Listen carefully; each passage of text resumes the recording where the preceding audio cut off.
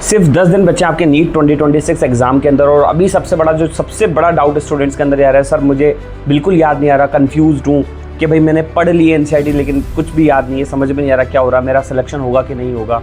सो ये चीज़ बहुत कॉमन है, मैं आपको पहले बता दूँ, बिल्कुल परेशान होने की ज़रूरत नहीं है। सबसे इंपॉर्टेंट है कि आप इस समय अपने आप को कैसे फोकस करते हो। इन लास्ट 10 दिनों में अगर आपने अच्छे से मेहनत कर ली तो जो आपने साल भर मेहनत करी, जो आपने 2 साल मेहनत करी है, उसका पूरा आपको फायदा मिलने वाला है। अदरवाइज अगर आप इस समय मोटिवेट नहीं रहे, डीमोटिवेट हो गए या डिप्रेशन में चले गए, आई एम वेरी श्योर कि आपका सिलेक्शन होने से कोई चांस ही नहीं कि आपका वापस सिलेक्शन हो जाए। सो इन 10 दिनों को बहुत इंपॉर्टेंटली और बहुत अच्छे से यूज़ करना है। कैसे करना है वो मैं आपको इस वीडियो के अंदर बताने वाला हूँ। So hello everyone, myself Pathan Salman Khan, final year MBBS student. तो अगर आप चैनल पे नए हैं तो please subscribe before it's gone. तो सिंपल सी मैं आपको बता रहा हूँ, एक स्टूडेंट ऐसा होता है कि भाई वो सिर्फ थ्योरी कर रहा है, साथ में क्वेश्चंस लगाता है, ठीक है। एक चैप्टर पढ़ा, लोकोमोशन पढ़ा, उसके क्वेश्चंस लगा लिए। एक स्टूडेंट ऐसा है, वो क्या कर रहा है इस समय, वो सिर्फ मोस्ट इंपॉर्टेंट रिपीटेड क्वेश्चंस पढ़ रहा है, साथ में उसके आंसर लगा रहा है, दैट्स इट। तो इसमें जो फायदेमंद है वो पहला स्टूडेंट होने वाला, बिकॉज उसने पूरे चैप्टर का रिकैप किया है, ठीक है। रिकैप उसने अगर एक बार कर लिया, 2 बार कर लिया, दैट्स इज इनफ। उसके बाद आपको क्या करना है, मोस्ट इंपॉर्टेंट 500 MCQs आपको करने पूरे बायोलॉजी के, जो कि मैं आपको प्रोवाइड कर दूंगा मेरे टेलीग्राम चैनल पे, लिंक डिस्क्रिप्शन पे, वहां जाके ज्वाइन हो जाना और वहां पर मैं आपको प्रोवाइड कर दूंगा। उन क्वेश्चंस को जरूर करना है आपको, किसी भी हालत में। क्वेश्चंस आपको जहां भी मिले, जैसे भी मिले, क्वेश्चंस करो। लास्ट के 10 दिन बचे, आई मस्ट से कि आप जितने क्वेश्चंस लगाओगे आपका उतना रिफाइन आएगा नीट एग्जाम के अंदर, बिकॉज क्वेश्चंस ही सारे क्वेश्चंस होते हैं और उससे ही क्वेश्चन पेपर बनता है। Question can neither be created nor be destroyed, only transfer from one paper two another. तो यही एक कॉन्सेप्ट है, फिजिक्स का जो कॉन्सेप्ट है वो यही क्वेश्चंस के बेसिस पे।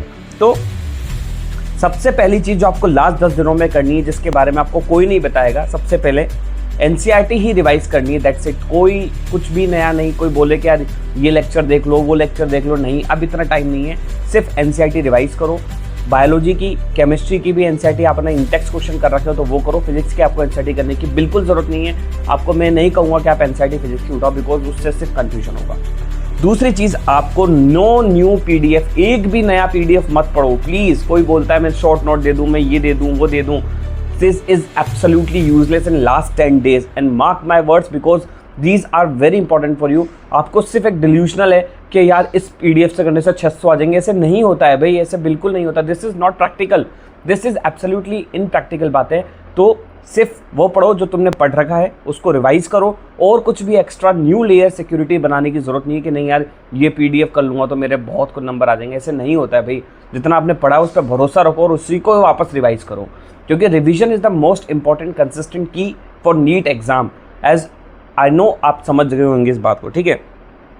तीसरी चीज़, रीड हाईलाइटेड लाइन्स, क्योंकि कई कई चैप्टर्स बहुत बड़े, जैसे मॉर्फोलॉजी ले लो, तो मॉर्फोलॉजी में आपको सब कुछ नहीं पढ़ना है, एग्जाम्पल्स पढ़ने हैं और हाईलाइटेड लाइंस पढ़नी है। भाई कैसा सेप्टम है, क्या है, फैमिली क्या है, फैमिली में क्या क्या है, फेबेसी, लिलिएसी, ठीक है। वो सारी चीज़ें आपको सेपरेट पढ़नी है जो हाईलाइटेड है।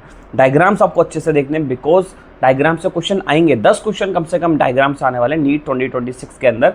सो बी रेडी फॉर दैट, और उसके लिए आपको तैयारी करनी है, ठीक है। टेबल्स आपको रिपीटेडली करनी है। सॉल्व करने कम से कम 150 से 200 एनसीईआरटी बेस्ड क्वेश्चंस आपको करने, एमसीक्यूज डेली। आज से शुरू कर दो, लास्ट के जितने दिन बचे आज से शुरू कर दो, डेली 200 क्वेश्चन लगाओ बायोलॉजी के, अगर आपको 300 प्लस मार्क्स चाहिए सही में, ठीक है। 5वीं चीज़ है, अपनी मिस्टेक्स पर काम करो, एनालाइज करो, एनालिसिस बुक बनाओ कि भाई मेरी मिस्टेक कैसे कर रहा हूँ, सिली मिस्टेक से कर रहा हूँ, कॉन्सेप्ट गलत है, लॉजिकल क्वेश्चन गलत है, तुक्का लगाया है, ये जल्दबाजी में कर दिया, या फिर मैंने गोला अच्छे से नहीं लगाया, which of the following is not correct, which of the following is correct. वो चीज़ें देखो कहाँ गलती हो रही है। And don't start new books, 6th option जो कि है, कोई न्यू बुक मत पढ़ो, कोई न्यू चैप्टर मत पढ़ो, जितना आपने पढ़ लिया that's it, that is more than enough. उसी पे फोकस करो। इतने से दिन बचे कि आप जितनी चीज़ें इधर उधर भगोगे ना तो आप डाइवर्ट हो जाओगे। प्लीज़ जस्ट स्ट्रेट फॉरवर्ड जाओ, जितना पढ़ रखा है उस चीज़ को समेटो और उनको रिवाइज करो, that's it, more than enough है इतना अगर आपने कर लिया तो, because these are tried and tested technique, I am telling you, okay. 300 plus marks का यही फॉर्मूला, सिंपल सा मैं आपको रिकैप कर देता हूँ। एनसीईआरटी रिवाइज करनी है, दैट्स इट, जिसमें भी हाईलाइटेड आपको टॉपिक्स पढ़ने, जो भी आपने हाईलाइट कर रखा है एनसीईआरटी में वो करो, जो आपने साइड में लिख रखा है वो पढ़ो। बायोलॉजी के एमसीक्यू लगाने डेली 200 लगाओ और उसको एनालिसिस करो, ये नहीं कि लगा के छोड़ दिया, जो गलत हुआ वो देखा नहीं, लगा के एनालिसिस करो। तीसरी चीज़, पीवाईक्यूज करो। 2015 से लेकर 2026 तक लोग पूछते सर मैं 30 साल के पीवाईक्यूज कर लूँ, नहीं, सिर्फ लास्ट 10 ईयर के करो, उसमें आपको पता चल जाएगा कितने क्वेश्चन रिपीट हुए एक्चुअली, तो वो चीज़ करो। और चौथी चीज़ है मॉक टेस्ट लगाओ डेली एक, कोई कुछ भी कहे, एक मॉक टेस्ट डेली लगाना है नीट 2026 के लिए, अगर आपको सच में सिलेक्शन चाहिए तो।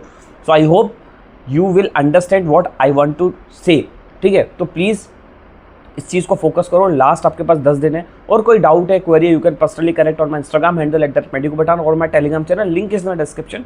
आई will connect you and I will guide you. I hope this will help you. और जैसे भी नीट खत्म होगा तो काउंसलिंग जो होगी उसमें पूरी मैं हेल्प आपकी करने वाला हूँ, जैसा कि आप सबको पता है। So all the best.